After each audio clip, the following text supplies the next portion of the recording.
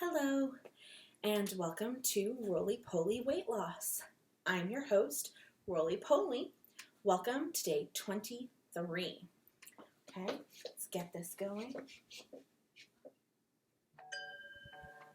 Okay, today we're going to talk about medications, and not those lose weight fast pills they advertise in check stand magazines, but actual doctor-prescribed medications. So, at this point, every medication seems to come with half a commercial's worth of side effects. So, this led me to wonder what medications could actually cause substantial weight gain. Well, according to this WebMD article, those numbers might be higher than you think.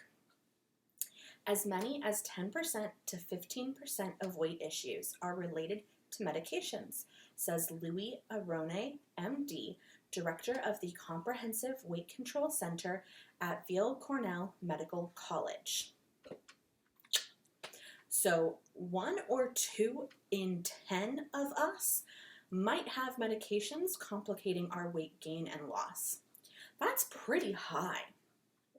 Now, and I promise not to get into gross details, but I'm going to give you a little backstory. So in high school, and then following that, college, I had really bad period symptoms, migraines, pain, etc. that would cause me to miss school and work every month. I couldn't get out of bed. So in college, because my teachers were getting upset, I went to the health center and I was put on birth control as a means of fixing those symptoms. And it worked. I was able to get up and, leave the apartment, leave my bed, go to class. It was a miracle. Now, when I was given it, I was warned that it could cause weight gain or sometimes weight loss. And already roly-poly at that point, I had my fingers crossed for weight loss.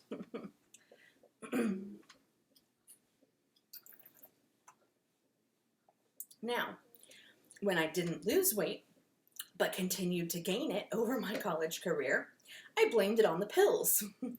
Now, I had already been gaining weight, and I had done nothing to change my food or living habits.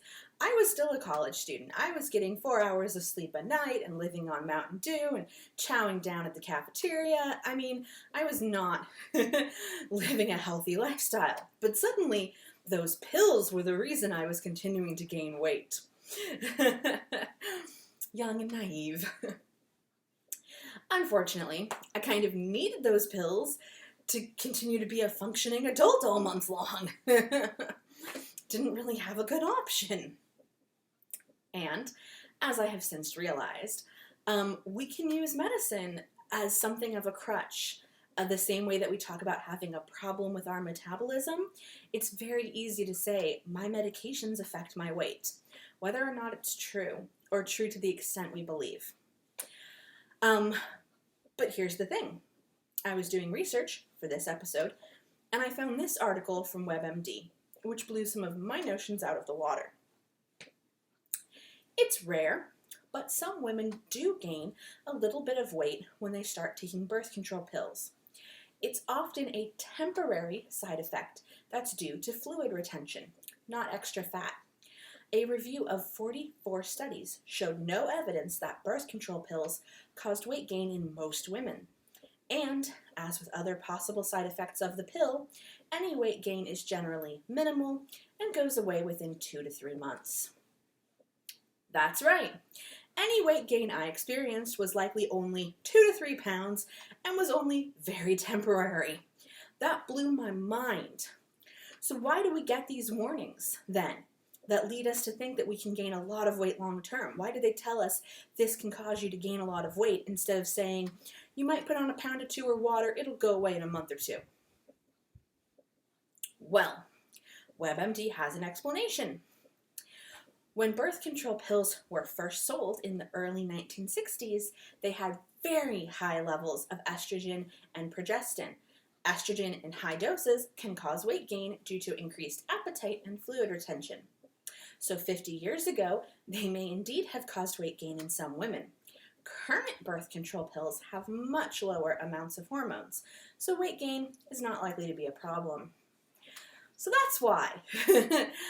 The old ones used to, and we haven't changed our thinking.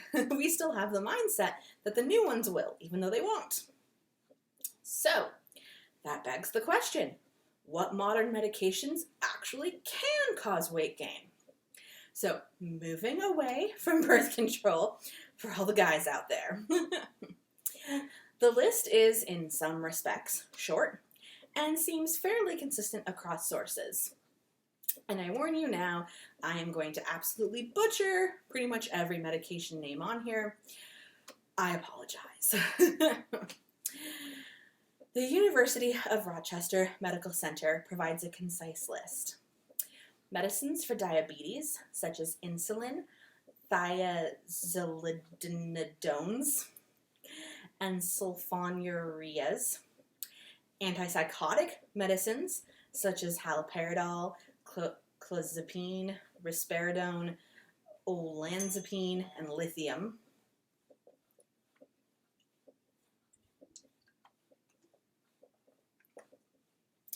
Antidepressant medicines like amitriptyline, imipramine, paroxetine, and sertraline. Epilepsy medicines like valproate, carbamazepine, and gabapentin. Steroid hormone medicines like prednisone or birth control pills. Blood pressure reducing medicines like beta blockers such as propranolol and metoprolol. Why do medicines have such hard to say names? Ugh. So basically, diabetes, epilepsy, and blood pressure medications, antipsychotics, antidepressants, and steroid medicines. That's it. There is one other category which Rochester doesn't list, but all the other sources I looked at did, and that's allergy medications. Predominantly the Benadryl-based ones, but also your Claritin and Zyrtec type. So those 7 categories. Which means my birth control isn't necessarily making me gain weight, but my allergy meds and antidepressants might be. Joy! Now, not all medications in a category have the same effects. Rochester notes, it's important to note that not all medicines of these types cause weight gain. For example, the diabetes medicine metformin might make you lose weight instead of gain it. Topiramate, a medicine used for seizures and migraines, also can help a person lose weight. Okay?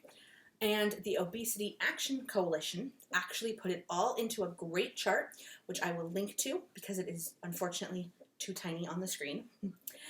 They include not only the category of medications, but both the common brand name and generic names, and also some alternatives, which is great.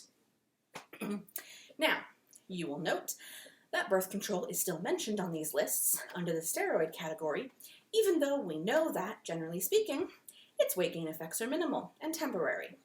So, before we go instantly proclaiming that every other medicine there will instantly gain us 20 pounds, let's look at the actually how medications make us gain weight.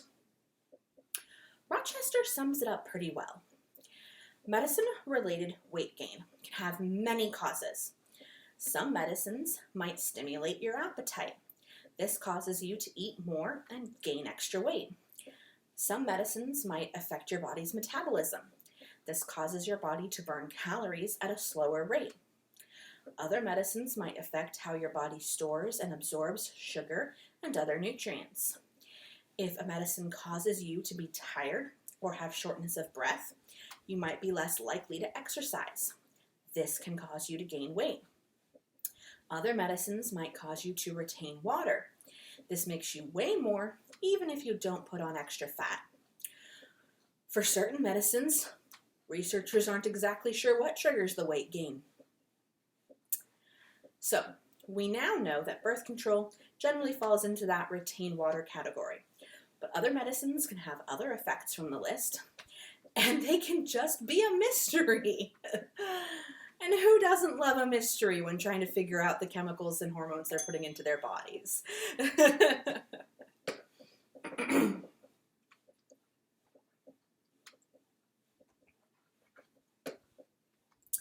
So, the Obesity Action Coalition adds, how much weight is gained varies from person to person and from drug to drug.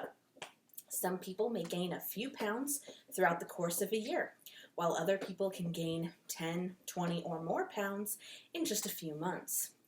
Because many of these medications are taken for chronic conditions, you may use them for several years, with their use contributing to significant weight gain throughout time.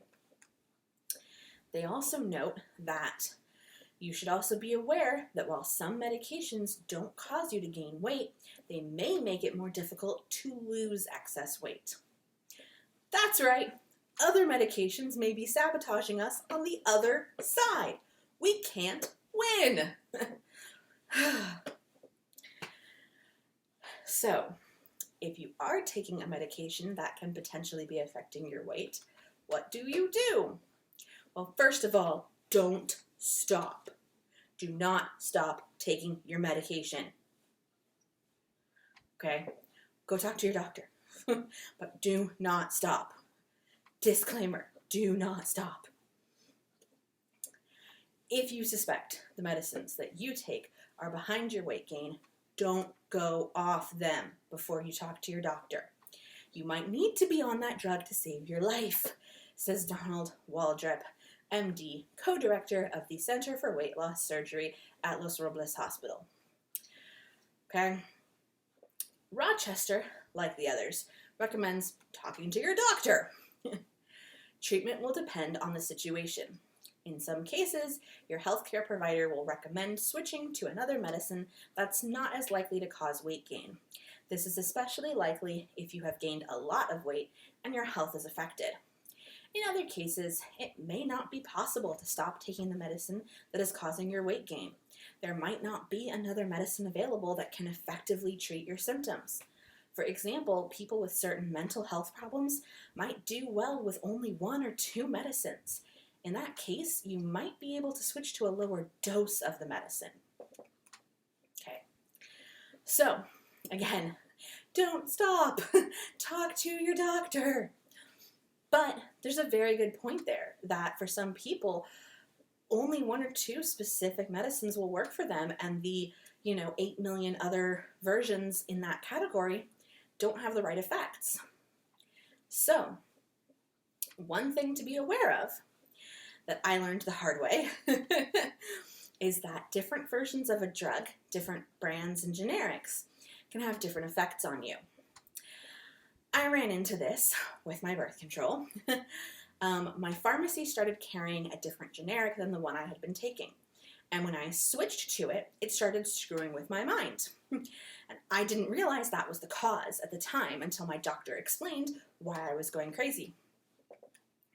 So Medicine.net breaks it down. Sometimes generic versions of a drug have different colors, flavors, or combinations of inactive ingredients than the original medications. Trademark laws in the United States do not allow the generic drugs to look exactly like the brand name preparation, but the active ingredients must be the same in both preparations, ensuring that both have the same medicinal effect. So that doesn't sound so bad, right? The active stuff is the same and the rest is inactive.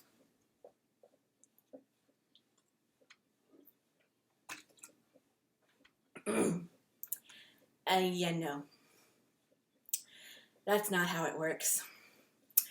Drugs.com explains that isn't exactly true. Not all inactive ingredients are always inactive. Alcohol is one example of an ingredient that may be active or inactive based on the specific formulation of the medication.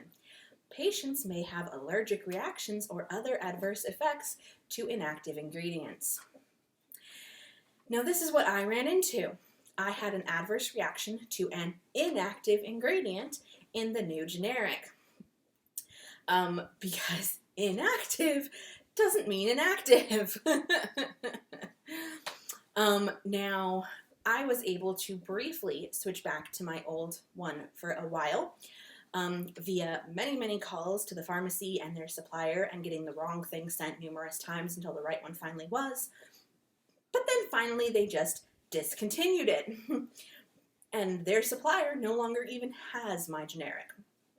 So now my only option is the bad generic that I have an adverse reaction to that melts my brain, or the crazy super expensive name brand. Those are my only options to be a functioning adult all month long. And I know I'm not the only one put in that kind of situation. So, Science Alert gets into even more detail about inactive ingredients.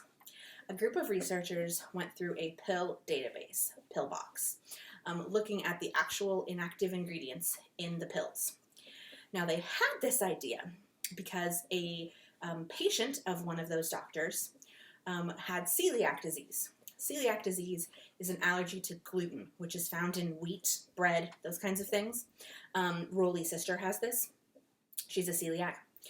So if you eat wheat, gluten, etc., it causes problems. You can get ulcers, all kinds of stuff in your stomach. And it's majorly undiagnosed. But, side note, but this patient had celiac disease. And so they were given a medication to treat their symptoms, ulcers and stuff. And that medication had gluten as a binder because it was inactive, but still, you know, the thing they're allergic to. So let's give them more of the thing they're allergic to fix the side effects of their allergy. That makes sense, right? So that sparked this doctor and this rest of this team to be like, let's look into this. So far, this is what they found. On average, tablets or capsules contain 8.8 inactive ingredients, but hundreds have 20 or more, the researchers say, and sometimes over 30. Usually, inactive ingredients make up over 50% of a pill, but sometimes it's as much as 99%. And, as we've learned, those inactive ingredients aren't always so inactive. Specifically, 38 of the inactive ingredients identified by the team have been reported as causing allergic symptoms in the past, and 92.8% of all the oral medications in PillBox contain at least one potential allergen, while 55% contain at least one FODMAP sugar.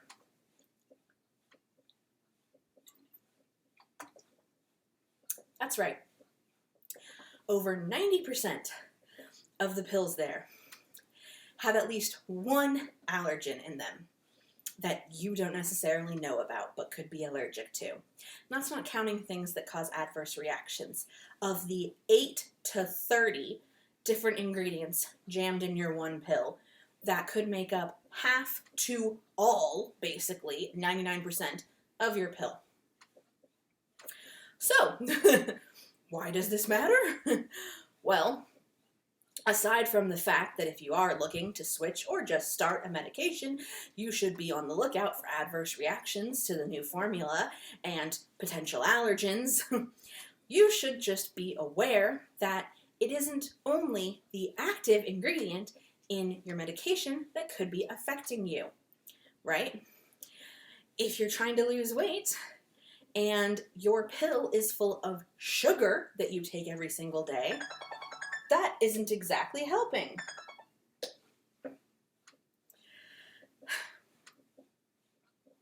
So,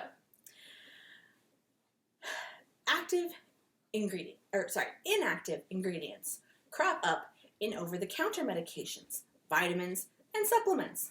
It isn't just your major medications, prescription medications, that you should give the once-over to.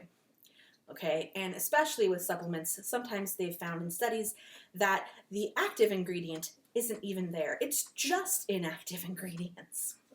So go through all of it with a fine-tooth comb. So if you are taking a medication that can cause weight gain and you want to switch things around, talk to your doctor. And also check out the alternative versions of the medication, but look into them thoroughly. Okay? Now, aside from switching medications, is there anything you can do? Well, Healthline has a good article on this. Their first recommendation is pretty obvious. To curb weight, use the same strategies you'd use to control weight with or without the added effects of medication. Choose low-calorie foods like fresh fruits and vegetables, eat fiber-rich and slow-to-digest complex carbohydrates, and drink lots of water. In particular, they note sodium can be a culprit in these medications, and they can just give you a ton of extra sodium. And so choosing low sodium options in your food can help kind of counterbalance how much extra you're getting from your medications. And similarly, eating foods high in potassium can help because it flushes sodium. So that's something to keep in mind. Next, they recommend eating more frequently. Your appetite can increase while taking specific medications, so you may be tempted to eat more. Instead of having 3 massive meals throughout the day, breaking up your food into smaller, more frequent meals can make you feel like you're consuming more calories because you have little time between snacks to be hungry.